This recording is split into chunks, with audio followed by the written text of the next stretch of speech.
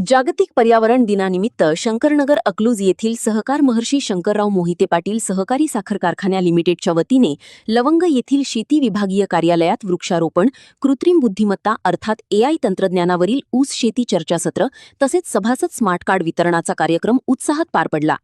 या कार्यक्रमाचे उद्घाटन कारखान्याचे संचालक तथा अकलूज नगर परिषदेचे नगरसेवक सयाजीराजे मोहिते पाटील यांच्या हस्ते करण्यात आले।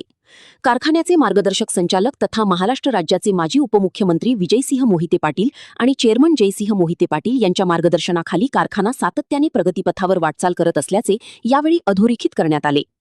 यावेळी शेती क्षेत्रात कृत्रिम बुद्धिमत्ता अर्थात एआय तंत्रज्ञानाचा वापर करून कमी खर्चात अधिक उत्पादन कसे घेता येईल याबाबत शेतकऱ्यांना सविस्तर मार्गदर्शन करण्यात आले। आधुनिक तंत्रज्ञानाच्या सहाय्याने ऊस शेती अधिक परिणामकारक, शाश्वत आणि फायदेशीर बनविण्यासाठी एआयची भूमिका महत्त्वाची ठरणार असल्याचे तज्ज्ञांनी स्पष्ट केले। कारखान्याच्या वतीने प्रायोगिक तत्वावर सभासदांसाठी स्मार्ट कार्ड योजना सुरू करण्यात आली असून या कार्यक्रमात अनेक सभासदांना स्मार्ट कार्डचे वितरण करण्यात आले। या कार्डमुळे सभासदांना कारखान्याशी संबंधित माहिती त्वरित उपलब्ध होणार असून वेळेची बचत, व्यवहारातील पारदर्शकता आणि विविध सेवांचा जलद लाभ मिळणार असल्याची माहिती देण्यात आली। कार्यक्रमात व्हाईस चेअरमन शंकरराव मानी देशमुख, कारखान्याचे आजी-माजी संचालक, वसंतदादा शुगर इन्स्टिट्यूट पुणे येथील शास्त्रज्ञ डॉक्टर समाधान सुरवसे आणि डॉक्टर तुषार शितोळे, कृषी विज्ञान केंद्र बारामतीचे डॉक्टर तुषार पोळ तसेच मोठ्या संख्येने सभासद, शेतकरी आणि मान्यवर उपस्थित होते। यावेळी बोलताना मान्यवर आज 5 जून जागतिक पर्यावरण दिवस च्या निमित्तानं आपण कारखान्याच्या मार्फत वृक्षारोपणाचा कार्यक्रम घेतला आहे। दरवर्षी 5 जूनला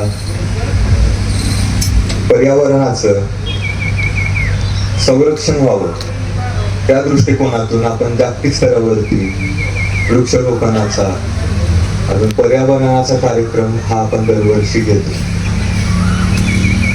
आणि आज जसं आपण बघतोय की पूर्ण जागतिक स्तरावरती पसारा वाढत चाललेला आहे, औद्योगिकरण वाढत चाललेलं आहे आणि हे वाढत असताना त्याच्यामुळे जे प्रदूषण वाढत चाललेलं आहे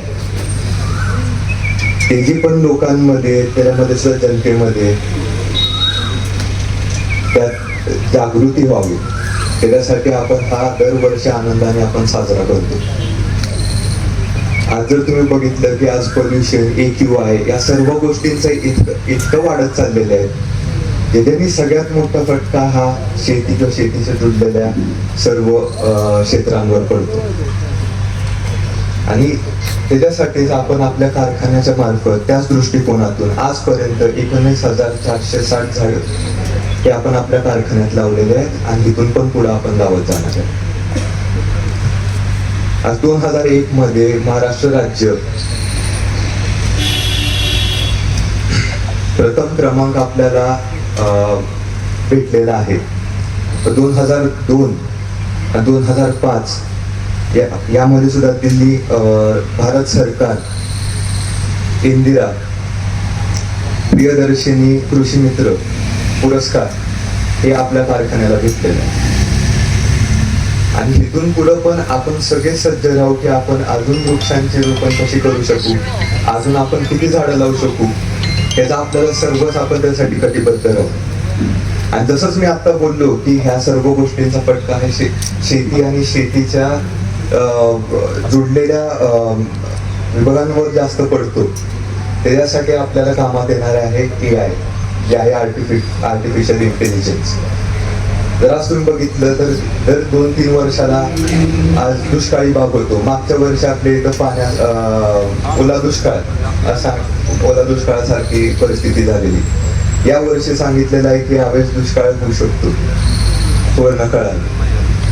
तर मग असं असताना आपण जर AI ची मदत घेतली, जसं काळ बदलत जातो, जसं पोल्युशन वाढत चाललेलं आहे, जसं ग्लोबल वॉर्मिंग वाढत चाललेलं आहे, तसं आपल्याला त्याच्याबरोबर समजून घ्यायला आपल्याला आहे ना त्याच्याशी जोड लावायला, शेतीला जोड लावायला आपल्याला AI हे आपल्यासोबत आहे।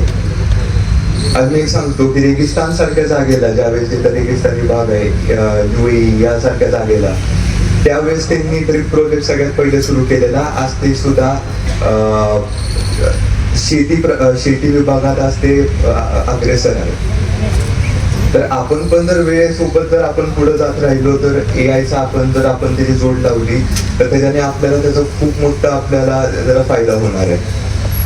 आज त्याच्याने आपण कमी वेळेत, अशी परिस्थिती असताना कमी वेळेत आणि कमी खर्चात आपण जास्तीत जास्त उत्पन्न कसं काढू शकतो, त्याचा आपल्याला आहे ना, ते करायसाठी आपल्याला AI कामाला येणार आहे. आणि त्याची आतापर्यंत आपण टोटल 46 एकर जमिनीवरती आपण AIचा प्रयोग केलेला आहे. आज कित्येक आपले सभासद त्यात जुडलेले आहेत आणि अजून पण पुढे जाऊन आपण अजून जर जोडत राहिला, तुम्ही सगळे जुळत राहिला, तर आपण अजून त्याच्यामध्ये बदल करत राहू आणि अजून कसं त्याला आपण टेक्नॉलॉजीला पुढे घेऊन जाऊ शकू, याचा आपण सगळेच जण आपण विचार करून पुढे चालू. आणि जेवढे आपल्याला झाडं लावता येतील, जेवढे आपण या पर्यावरणासाठी काय काय करू शकू, ते पण आपण सर्वजणांनी जाऊन कटिबद्ध राहू. एवढंच बोलतो मी आणि माझे 2 शब्द संपवतो.